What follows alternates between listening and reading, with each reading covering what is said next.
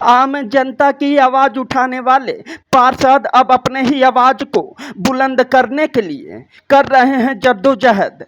आपको बता दें कि बेतिहाता के पार्षद और एडवोकेट विश्वजीत त्रिपाठी उर्फ सोनू ने कहा कि महवा मुस्तकिल में नगर निगम की एक सरकारी जमीन है।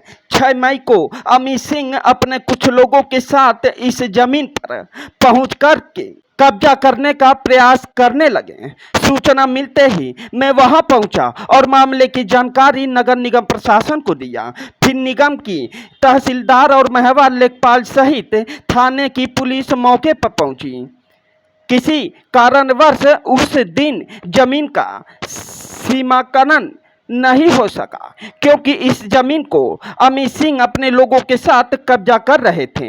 इसलिए उसी दिन हमारे मोबाइल पर एक फोन आया और मुझे प्रलोभन देने का प्रयास किया गया, लेकिन जब मैंने साफ मना कर दिया और इनके सारे हथकंडे फेल हो गए तो हार थक कर 11 तारीख को इन लोगों ने अपने एक पूर्व विवाद के मामले में योजना बना करके कैंट थाने में फर्जी तहरीर दे करके मुझे फंसाने का प्रयास किया।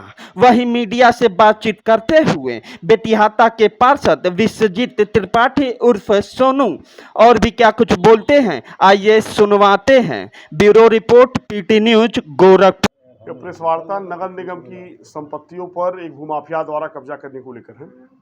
कौन है?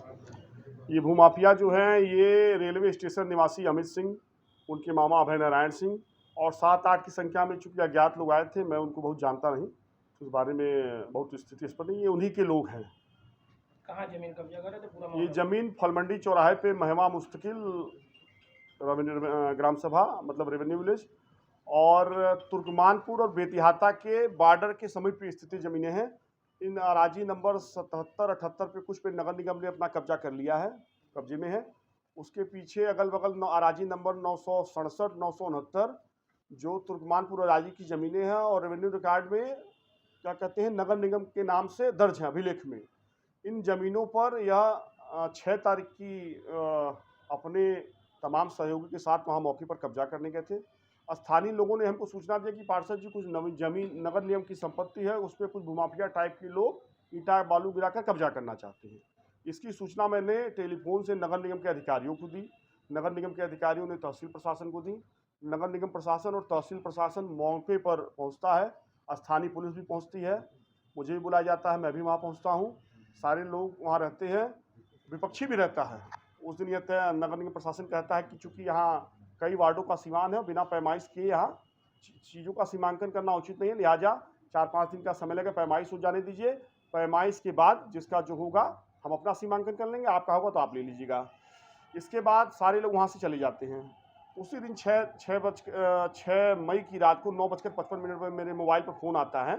अभय नारायण सिंह को बताते हैं, कहते हैं कि मैं अमित सिंह का मामा हूँ और अभी आप हमारे बारे में नहीं जानते हैं, हम लोग दबंग लोग हैं और आप हमारे कब्जा व्यवधान में बेवजह व्यवधान उत्पन्न कर रहे हैं। मैंने उनसे कहा कि चूंकि वहाँ संपत्ति नगर निगम के अभिलेख में और कागज़ में नगर निगम के नाम पे दर्ज है, आपकी भी संपत्ति होगी, तो सुबह ही आप आए भी थे मौके पे, सारी बातचीत हुई है और पैमाइश हो जाती, आपका होगा आप ले लेंगे, नगर निगम का होगा नगर निगम ले लेगा। इसके बाद वह मुझे लालच और ऑफर भी देते हैं, पार्षद जी निगम की संपत्ति है, अरे हम कब्जा कर लेते हैं, बाद में हम लोग आपस में बांट लेते हैं। मैं उनसे कहता हूं कि बाबू साहब हमारे पास चूंकि बाप दादा की जीने खाने भर के लिए पर्याप्त संपत्ति है, हमको किसी सरकारी संपत्ति की आवश्यकता कब्जा करके लेने की नहीं है और पैमाइश हो जाने दीजिए, आपका होगा आप ले लीजिएगा, निगम का होगा निगम ले लेगा। इसके बाद वो कहते पार्षद जी अरे भाई आप हमारे पड़ोसी हैं, चूंकि फलमंडी में उनकी दुकान है, आप हमारे पड़ोसी हैं, हम आपको जानते हैं, आपकी चाय पीना चाहते हैं। हमने कहा बिल्कुल आइए, आपका स्वागत है। या कहकर वही फ़ोन रख देते हैं, हम भी रख देते हैं। तब तक हमारे पास 16 मई को एक फ़ोन आता है चौकी इंचार्ज बेतिहाता का। वो कहते पार्षद जी आपसे मिलना चाहते हैं। हमने कहा बताइए। उन्होंने कहा नहीं आपसे मिल के बताना है। हमने कहा ठीक है हम आते हैं।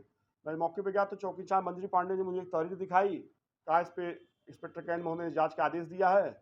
हमने कहा उस तहरीर में मेरा भी नाम था। हमने कहा पूछिए कौन दिया, तो बताएं वो वही अमित सिंह के परिवार से तहरीर आई है, उन्हीं के माता या किसी ने दिया हुआ है। और इसमें आपको भी वो आरोपी बनाया। हमने कहा कि पांडे जी, आप भी 6 तारीख की पैमाइश में जब नगर निगम तहसील की टीम पहुंची तो आप भी मौके पे थी। 6 तारीख को कहीं उनके परिवार ने मेरे ऊपर आरोप नहीं लगाया मौके पे कि पार्षद जी आपने 30 तारीख को हमारे साथ मारपीट की, हमारे साथ परिवार चाहे यहाँ मौके पे व्यवधान उत्पन्न किया। 30 तारीख को उनका वहाँ कोई निजी विवाद हुआ होगा, चूंकि वहाँ पे तमाम उनकी दुकानें हैं, तमाम उनके किराएदार हैं, अक्सर उनके विवाद होते रहते हैं। तो 6 को वो नहीं बताते, 6 को हमसे बात भी करते हैं, हमारे साथ चाय भी पीना चाहते हैं, और 11 तारीख की डेट में मेरे खिलाफ षड्यंत्र और कूट रचित कॉन्स्पिरेसी के तहत मुझे तहरीर दे के फंसाना चाहते हैं कि मैं उनके सरकारी संपत्ति के कब्जे को रोक ना पाऊँ। चूँकि मैं नगर निगम का निर्वाचित पार्षद हूँ और सिविल कोर्ट में अधिवक्ता भी हूँ, तो मैं अपने दायित्वों का निर्वहन करूंगा। सरकारी संपत्ति की रक्षा करना, निगम की संपत्ति की रक्षा, जनता के हितों की रक्षा करना, ये मेरा दायित्व है और मैं अपना काम करूंगा। चूंकि जब 16 को ये घटना मुझे पता चलती है कि तहरीर पड़ती है, तो मैं उनके बारे में पता लगाने का प्रयास करता हूं, तो पता चलता है कि ये लोग बड़े भूमाफिया किस टाइप के लोग हैं। स्टेशन पे भी इनका लगभग 10,000 की नजूल की संपत्ति पर अवैध कब्जा है, जिसको इन्होंने तमाम तरीके से प्रयास किया लीगल कराने का, लेकिन जिलाधिकारी उस समय के तत्कालीन